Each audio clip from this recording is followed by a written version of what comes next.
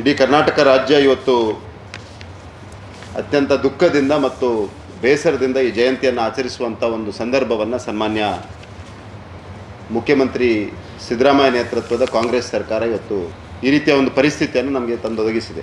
ವಾಲ್ಮೀಕಿ ಜನಾಂಗ ಅಂತ ಏನಿದೆಯಾ, ಅವರ ಅಭ್ಯುದಯಕ್ಕೆ, ಅವರ ಏಳಿಗೆಗಾಗಿ ಮೀಸಲಿಟ್ಟಂಥ ಹಣವನ್ನು ತನ್ನ ಚುನಾವಣಾ ಖರ್ಚಿಗೆ ಅಂತ ಒಂದು ದುಃಖದ ಸಂದರ್ಭದಲ್ಲಿ ನಾವು ಇವತ್ತು ಮಹರ್ಷಿ ವಾಲ್ಮೀಕಿಯ ಜಯಂತಿಯನ್ನು ಆಚರಣೆ ಮಾಡುವಂಥ ಒಂದು ಪರಿಸ್ಥಿತಿ ನಿರ್ಮಾಣ ಆಗಿದೆ. ಈ ವಾಲ್ಮೀಕಿ ಹಗರಣದ A1 ಆರೋಪಿಯಾದಂಥ ಮಾಜಿ ಸಚಿವ ನಾಗೇಂದ್ರ ಅವರು ಬೇಲ್ ಮುಖಾಂತರ ಬಿಡುಗಡೆಯಾಗಿ ಅವರು ಮೊದಲು ಮಾಡಿರುವ ಕೆಲಸ ಏನಂದರೆ ಸನ್ಮಾನ್ಯ ಮುಖ್ಯಮಂತ್ರಿ ಸಿದ್ದರಾಮಯ್ಯನವರ ಮನೆಗೆ ಹೋಗಿರುವಂಥದ್ದು. ಕಳೆದ 1.5 ವರ್ಷದಲ್ಲಿ ಸಿದ್ದರಾಮಯ್ಯ ನೇತೃತ್ವದ ಕಾಂಗ್ರೆಸ್ ಸರ್ಕಾರದ ಸಾಧನೆ ಏನಂದರೆ ಹೊಸ ರೀತಿಯಲ್ಲಿ ಭ್ರಷ್ಟಾಚಾರವನ್ನು ಮಾಡೋದು. ಮೂಡ ಹಗರಣದಲ್ಲಿ ದಲಿತರ ಭೂಮಿಯನ್ನು ನುಂಗಿದ್ರೆ, ವಾಲ್ಮೀಕಿ ಹಗರಣದಲ್ಲಿ ಪರಿಶಿಷ್ಟ ಪಂಗಡಕ್ಕೆ ಮೀಸಲಿಟ್ಟಂತ ಹಣವನ್ನು ನುಂಗಿ ತೆಲಂಗಾಣದ ಚುನಾವಣೆಗೆ, ಲೋಕಸಭಾ ಚುನಾವಣೆಗೆ ಇದನ್ನು ಉಪಯೋಗಿಸಿದಂಥ ಒಂದು ಕುಖ್ಯಾತಿಯನ್ನು ಕಾಂಗ್ರೆಸ್ ಇವತ್ತು ಗಳಿಸಿದೆ. ಮಹರ್ಷಿ ವಾಲ್ಮೀಕಿಯಿಂದ ಇವತ್ತಾದರೂ ಸ್ವಲ್ಪ ಪ್ರೇರಣೆ ಪಡ್ಕೊಂಡು ಅವರ ಆದರ್ಶಗಳನ್ನು ಮೈಗೂಡಿಸಿಕೊಂಡು ಸಿದ್ದರಾಮಯ್ಯನವರು ತತ್ಕ್ಷಣ ರಾಜೀನಾಮೆಯನ್ನು ಕೊಡೋದು ಒಳಿತು ಅನ್ನುವಂಥದ್ದು ನಮ್ಮ ಭಾರತೀಯ ಜನತಾ ಪಾರ್ಟಿಯ ಆಗ್ರಹ.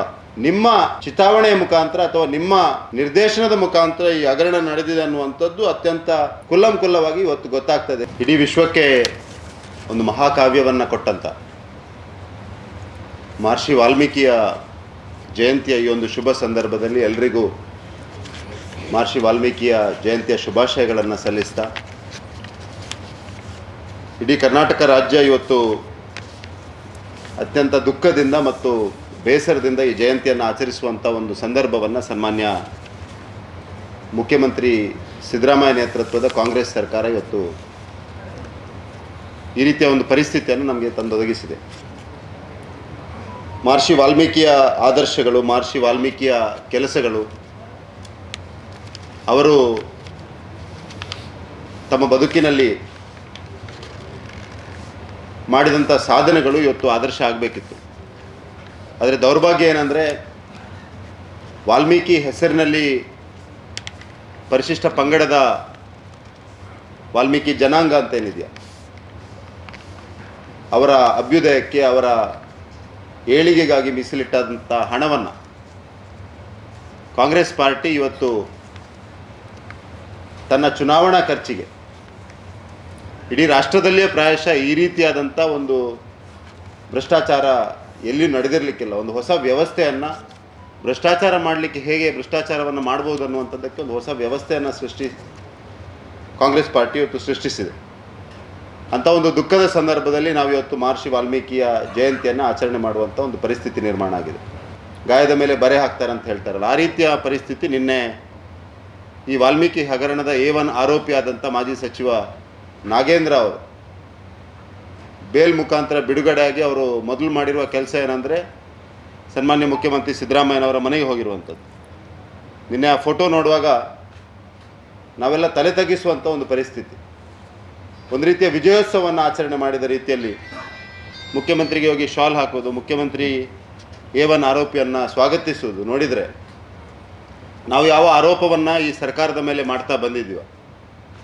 ಈ ವಾಲ್ಮೀಕಿ ಹಗರಣದಲ್ಲಿ ನೇರವಾಗಿ ಮುಖ್ಯಮಂತ್ರಿಯವರು ಶಾಮೀಲಾಗಿದ್ದಾರೆ. ಮುಖ್ಯಮಂತ್ರಿಯವರ ನಿರ್ದೇಶನದ ಪ್ರಕಾರವೇ ಇಲ್ಲಿ ವಾಲ್ಮೀಕಿ ನಿಗಮದ ಈ ಹಗರಣ ನಡೆದಿದೆ ಅನ್ನುವಂಥದ್ದು ನಮ್ಮ ಮೊದಲಿನಿಂದಲೂ ಆರೋಪ ಆಗಿತ್ತು. ಅದಕ್ಕೆ ಪೂರಕ ಆಗುವ ರೀತಿಯಲ್ಲಿ ಸನ್ಮಾನ್ಯ ಮುಖ್ಯಮಂತ್ರಿ ಸಿದ್ದರಾಮಯ್ಯನವರು ಅವರ ಬಂಡತನ ಎಷ್ಟಿದೆ, ಕಾಂಗ್ರೆಸ್ನಲ್ಲಿ ಈ ರೀತಿಯ ಬಂಡತನಕ್ಕೆ, ಈ ರೀತಿಯ ಭ್ರಷ್ಟಾಚಾರದಲ್ಲಿ ಒಂದು ಹೊಸ ಮಾದರಿಯನ್ನು ನಿರ್ಮಾಣ ಮಾಡಿದ್ದಕ್ಕೆ ಪ್ರಾಯಶಃ ಗೌರವ ಸಿಗ್ತದೆ ಕಾಣ್ತದೆ. ಆ ಕಾರಣಕ್ಕೆ ಅವರು ಶಾಸನ ಸಭೆಯ ಒಳಗಡೆ ಹೌದು ಭ್ರಷ್ಟಾಚಾರ ನಡೆದಿದೆ, 187 ಕೋಟಿ ಅಲ್ಲ 84 ಕೋಟಿ ಅನ್ನುವಂಥದ್ದನ್ನು ಶಾಸನ ಸಭೆಯ ಒಳಗೆ ಹೇಳಿರುವಂಥ ಯಾವುದಾದ್ರೂ ಮುಖ್ಯಮಂತ್ರಿ ಇದ್ದರೆ ಅದು ಸನ್ಮಾನ್ಯ ಮುಖ್ಯಮಂತ್ರಿ ಸಿದ್ದರಾಮಯ್ಯನವರು. ವಿಧಾನಸಭೆ ಒಳಗಡೆ ಒಪ್ಪಿಕೊಂಡು ಆಮೇಲೆಯೂ ಕೂಡ ಕನಿಷ್ಠ ಗೌರವವನ್ನು ಸಂವಿಧಾನಾತ್ಮಕ ಹುದ್ದೆಗೆ, ಕಾನೂನಿಗೆ, ಕರ್ನಾಟಕ ರಾಜ್ಯದ ಒಂದು ಸಂಸ್ಕೃತಿಗೆ ಗೌರವವನ್ನು ಕೊಡದೆ ಇವತ್ತೂ ಕೂಡ ತಮ್ಮ ಸ್ಥಾನದಲ್ಲಿ ಮುಂದುವರಿಯುವಂಥ ಪ್ರಯತ್ನವನ್ನು ಮಾಡ್ತಾ ಇದ್ದಾರೆ.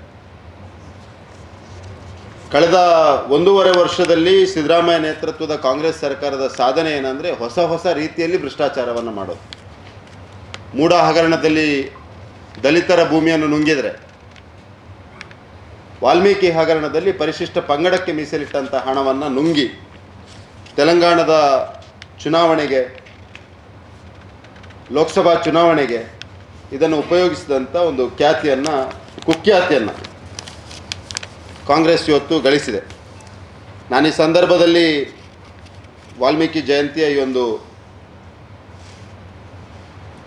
ಒಳ್ಳೆಯ ದಿನದಂದಾದರೂ ಯಾವ ಆದರ್ಶವನ್ನು ಮಹರ್ಷಿ ವಾಲ್ಮೀಕಿಯವರು ಆ ರಾಮಾಯಣದ ಮಹಾಕಾವ್ಯದ ಮುಖಾಂತರ ಹೇಳಿದ್ದಾರೆ, ಸತ್ಯಕ್ಕೆ ಗೆಲುವಾಗ್ತದೆ ಅನ್ನುವಂಥದ್ದನ್ನು ಹೇಳಿದ್ದಾರೆ. ಮಹರ್ಷಿ ವಾಲ್ಮೀಕಿಯಿಂದ ಇವತ್ತಾದರೂ ಸ್ವಲ್ಪ ಪ್ರೇರಣೆ ಪಡ್ಕೊಂಡು ಅವರ ಆದರ್ಶಗಳನ್ನು ಮೈಗೂಡಿಸಿಕೊಂಡು ಸಿದ್ದರಾಮಯ್ಯನವರು ತತ್ಕ್ಷಣ ರಾಜೀನಾಮೆಯನ್ನು ಕೊಡೋದು ಒಳಿತು ಅನ್ನುವಂಥದ್ದು ನಮ್ಮ ಭಾರತೀಯ ಜನತಾ ಪಾರ್ಟಿಯ ಆಗ್ರಹ. ನಾವು ಈ ಸಂದರ್ಭದಲ್ಲಿ ಮುಖ್ಯಮಂತ್ರಿಗೆ ತುಂಬ ಪ್ರಶ್ನೆಗಳನ್ನು ಹಾಕಬೇಕಾಗ್ತದೆ. ಒಂದು, ಶಾಸನ ಸಭೆ ಒಳಗಡೆ ಈ ಹಗರಣ ನಡೆದಿದೆ, ಅದು ಇಷ್ಟು ಮೊತ್ತದ್ದಲ್ಲ, ಅದರ ಕಡಿಮೆ ಮೊತ್ತದ್ದು ಅನ್ನುವಂಥದ್ದನ್ನು ಹೇಳಿದ್ದು ಸುಳ್ಳ ಅನ್ನುವಂಥ ಪ್ರಶ್ನೆ. ಎರಡನೇದು, ಸಚಿವ ನಾಗೇಂದ್ರ ಅವರಿಂದ ನೀವು ರಾಜೀನಾಮೆ ಪಡೆದಿದ್ದು ಸುಳ್ಳ, ಹಗರಣದಲ್ಲಿ ಭಾಗಿಯಾಗಿದ್ದಾರೆ ಅನ್ನುವ ಕಾರಣಕ್ಕೆ ನೀವು ಅವರಿಂದ ರಾಜೀನಾಮೆಯನ್ನು ಪಡೆದಿದ್ದೀರಿ. ಅಕ್ರಮ ಹಗರಣ ನಡೆದಿದೆ, ಅಕ್ರಮ ಹಣ ವರ್ಗಾವಣೆ ಆಗಿದೆ ಅನ್ನುವ ಕಾರಣಕ್ಕೆ ಜಾರಿ ನಿರ್ದೇಶನಾಲಯ ನಾಗೇಂದ್ರ ಅವರನ್ನು ಬಂಧಿಸಿ ಇವತ್ತು ಅವರು ಬೇಲ್ ಮೇಲೆ ಬಿಡುಗಡೆ ಆಗಿರುವುದು ಸುಳ್ಳ. ಇದೆಲ್ಲ ರಾಜ್ಯದ ಜನತೆಯ ಮುಂದೆ ನಡೆದಿರುವಂಥ ಘಟನಾವಳಿಗಳು. ಇವತ್ತು ಆ ಅಕ್ರಮದಲ್ಲಿ ಪಾಲ್ಗೊಂಡ A1 ಆರೋಪಿಯಾಗಿರುವಂಥ ನಾಗೇಂದ್ರ ಅವರು ಜೈಲಿನಿಂದ ಬಿಡುಗಡೆಯಾಗಿ ನೇರ ನಿಮ್ಮ ನಿವಾಸಕ್ಕೆ ಬರ್ತಾರೆ. ಅಲ್ಲಿ ಒಂದು ರೀತಿಯ ವಿಜಯೋತ್ಸವದ ರೀತಿಯ ಆಚರಣೆ ಆಗ್ತದೆ. ಅವರಿಂದ ನೀವು ಶಾಲು ಸನ್ಮಾನವನ್ನು ಪಡ್ಕೊಳ್ತೀರಿ. ಅಂದರೆ ನಿಮ್ಮ ಚಿತಾವಣೆಯ ಮುಖಾಂತರ ಅಥವಾ ನಿಮ್ಮ ನಿರ್ದೇಶನದ ಮುಖಾಂತರ ಈ ಹಗರಣ ನಡೆದಿದೆ ಅನ್ನುವಂಥದ್ದು ಅತ್ಯಂತ ಕುಲ್ಲಂಕುಲ್ಲವಾಗಿ ಇವತ್ತು ಗೊತ್ತಾಗ್ತದೆ. ಸಿದ್ದರಾಮಯ್ಯನವರು ಇವತ್ತು ಉತ್ತರವನ್ನು ಕೊಡಬೇಕು. ಒಂದೋ ಹಗರಣದಲ್ಲಿ ಅವರು ಶಾಮೀಲಾಗಿದ್ದಾರೆ ಇಲ್ವಾ, ಶಾಮೀಲಾಗಿ ನೀವು ಶಾಸನಸಭೆಯಲ್ಲಿ ಒಪ್ಕೊಂಡು ಅವರನ್ನು ರಾಜೀನಾಮೆ ಪಡೆದುಕೊಂಡು ಇವತ್ತು ಅವರಿಂದಲೇ ನೀವು ವಿಜಯೋತ್ಸವ ಸನ್ಮಾನವನ್ನು ಪಡೆದುಕೊಳ್ತೀರಂದರೆ ಯಾವ ರೀತಿಯ ಪರಿಸ್ಥಿತಿಯನ್ನು ಈ ರಾಜ್ಯದಲ್ಲಿ ನೀವು ನಿರ್ಮಾಣ ಮಾಡ್ತಾ ಇದ್ದೀರಿ ಅನ್ನುವಂಥದ್ದು.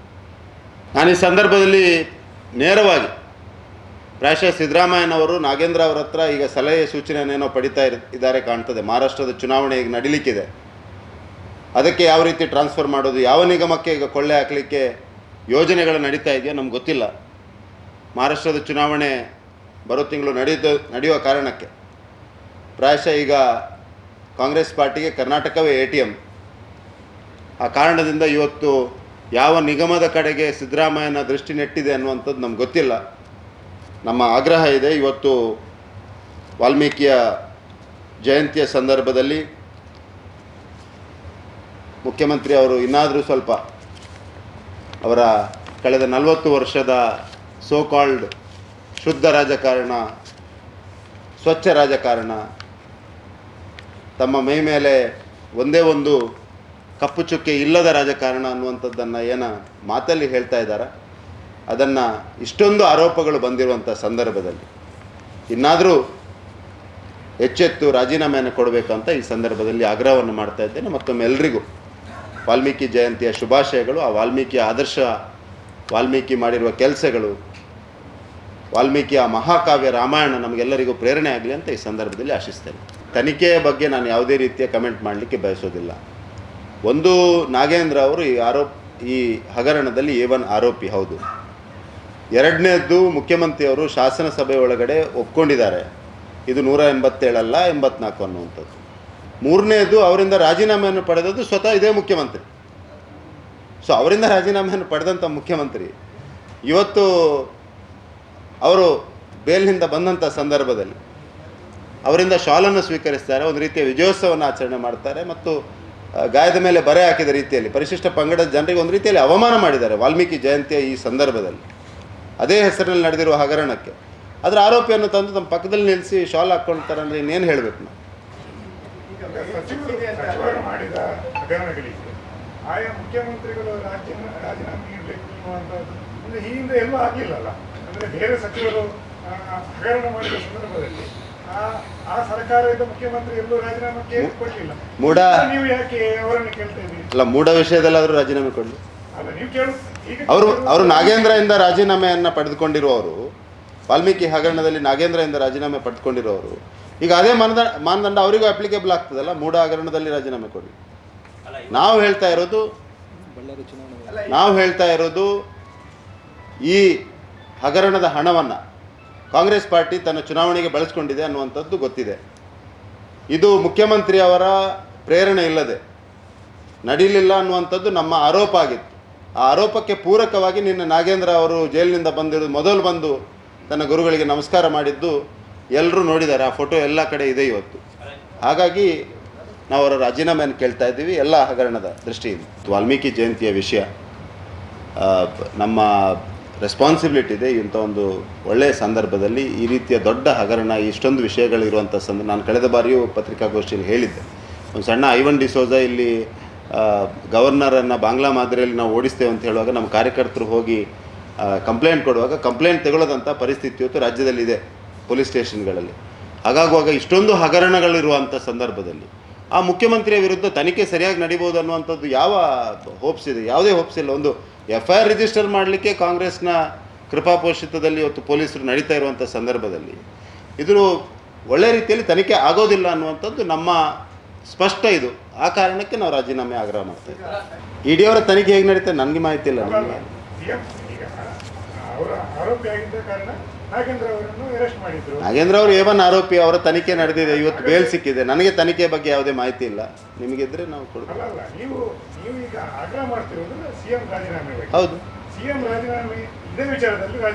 CM ರಾಜೀನಾಮೆಯನ್ನು ನಾವು ಭ್ರಷ್ಟಾಚಾರದ ಆರೋಪವನ್ನು ಹೊತ್ತಿರುವ CM ಕಾನೂನು ಸುವ್ಯವಸ್ಥೆಯನ್ನು ಕಾಪಾಡಬೇಕು. ಆ ತನಿಖೆ ಅವರ ನೇತೃತ್ವದಲ್ಲಿ ನಡೆಯೋದು, ಅವರ ಕೆಳಗಿರುವಂಥ ಅಧಿಕಾರಿಗಳೇ ಮಾಡೋ ಕಾರಣಕ್ಕೆ ಮೂಡ ಹಗರಣದಲ್ಲೂ ನಾವು ಆಗ್ರಹ ಮಾಡಿದ್ದೇವೆ. ಇವತ್ತು ನಾಗೇಂದ್ರ ಅವರು ಬೇಲ್ ಸಿಕ್ಕಿದ ಕೂಡಲೇ ಬೇಲಿಂದ ಹೊರಗೆ ಬಂದ ಕೂಡಲೇ ಮುಖ್ಯಮಂತ್ರಿ ಹತ್ರ ಹೋಗಿ ವಿಜಯೋತ್ಸವನ ಆಚರಣೆ ಮಾಡ್ತಾರೆ ಅಂದರೆ ಯಾವ ರೀತಿಯ ಪರಿಸ್ಥಿತಿ ರಾಜ್ಯದಲ್ಲಿ ನಿರ್ಮಾಣ ಆಗಿದೆ? ಮುಖ್ಯಮಂತ್ರಿ ಅವರು ಹಗರಣದ ಆರೋಪಿಯನ್ನು ತಮ್ಮ ಮನೆ ಕರೆಸ್ಕೊಂಡು ಶಾಲ್ ಹಾಕ್ಕೊಳ್ತಾರೆ ಅಂದರೆ ಒಂದು ವಿರೋಧ ಪಕ್ಷವಾಗಿ ನಾವು ಅವರನ್ನೇನು ನೀವು ಪೂಜೆ ಮಾಡಬೇಕೇನು? ಮೊನ್ನೆ ಬಂದಿದ್ದರು ಮಂಗಳೂರಲ್ಲಿ ಚುನಾವಣಾ ಪ್ರಚಾರ ಸಭೆಗೂ. ಆಗಲೂ ಹೇಳಿರೋದು ಅತ್ಯಂತ ಸ್ಪಷ್ಟವಾಗಿದೆ, BJPಯ ಕಿಚ್ಚು ಯಾವುದೇ ಇನ್ನೂ ಕಡಿಮೆ ಆಗಿಲ್ಲ. ಇವರಿಗೆ ಮಾನ ಮರ್ಯಾದೆ ಇಲ್ಲ, ಬಂಟತನವನ್ನು ತೋರಿಸ್ತಾರೆ, ಮೈ ದಪ್ಪ ಚರ್ಮ ಇದೆ, ಅವರ DNA ಇದು ತುಂಬಿಕೊಂಡಿದ್ರೆ ನಾವೇನು ಮಾಡಲಿಕ್ಕಾಗೋದಿಲ್ಲ. ನಮ್ಮ ಹೋರಾಟದ ಕಿಚ್ಚು ಅದೇ ರೀತಿ ಇದೆ, ಇನ್ನೂ ಅದು ತೀವ್ರತೆಯನ್ನು ಪಡೆದುಕೊಳ್ತದೆ. ಯಾವುದೇ ಆರೋಪ ಇದ್ದರೂ ಅದು ಮುಕ್ತವಾಗಿ ತನಿಖೆ ಆಗಲಿ. ನಮ್ಮ ಇದು ಇರುವಂಥ ಸ್ಪಷ್ಟ. ಮುಖ್ಯಮಂತ್ರಿಯ ಮೇಲೆ ಎಷ್ಟೊಂದು ಗುರುತರವಾದ ಆರೋಪ ಇರುವಂಥ ಸಂದರ್ಭದಲ್ಲಿ ಅವರ ಬಗ್ಗೆ ತನಿಖೆ ಪಾರದರ್ಶಕವಾಗಿ ನಡೆಯೋದಿಲ್ಲ ಅನ್ನುವಂಥದ್ದು ನಮ್ಮ ನಂಬಿಕೆ. ಆ ಕಾರಣಕ್ಕೆ ಅವರು ರಾಜೀನಾಮೆಯನ್ನು ಆಗ್ರಹಿಸ್ತಾರೆ. ನೋಡಿ, ಇದೇ ಮುಖ್ಯಮಂತ್ರಿ ಶಾಸನಸಭೆ ಒಳಗೆ ಅದು 187 ಕೋಟಿ ಅಲ್ಲ 84 ಅಂತ ಒಪ್ಕೊಂಡಿದ್ದಾರೆ. ನಾಗೇಂದ್ರ ಮೇಲೆ ಆರೋಪ ಬಂದಂಥ ಸಂದರ್ಭದಲ್ಲಿ ಅವರ ರಾಜೀನಾಮೆಯನ್ನು ಪಡ್ಕೊಂಡಿದ್ದಾರೆ.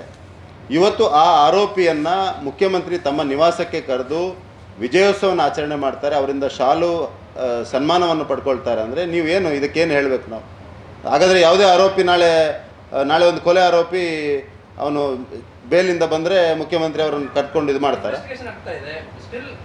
ಮುಖ್ಯಮಂತ್ರಿ ಒಪ್ಕೊಂಡಿದ್ದಾರೆ ಇಲ್ವಾ ಶಾಸನಸಭೆ ಒಳಗಡೆ? ಆರೋಪದ ಮುಕ್ತ ಆದಮೇಲೆ ಮೆರವಣಿಗೆ ಮಾಡಲಿ, ಇಲ್ಲಿಂದ ಬಳ್ಳಾರಿಗೆ ಪಾದಯಾತ್ರೆ ಹೋದಾಗ ಹೋಗಲಿ. ಸುದ್ದಿ ಚಾನಲ್, ಕ್ಷಣ ಕ್ಷಣದ ಸುದ್ದಿಗಾಗಿ.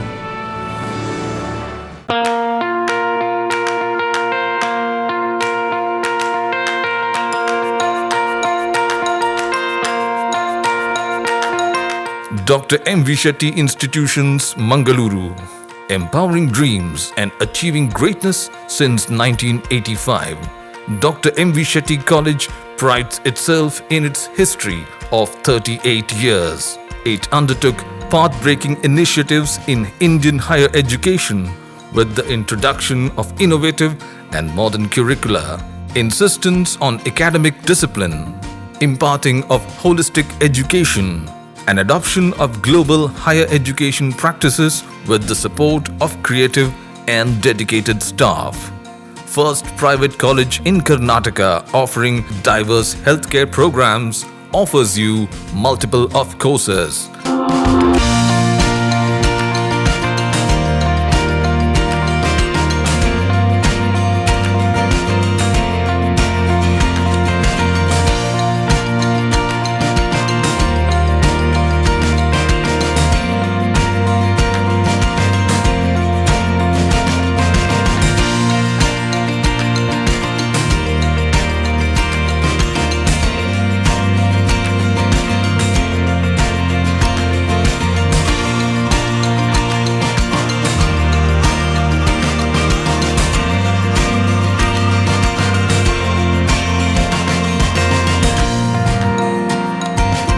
Dr. M.V. Shetty Institutions is a nurturing ground for an individual's holistic development to make effective contribution to the society in a dynamic environment.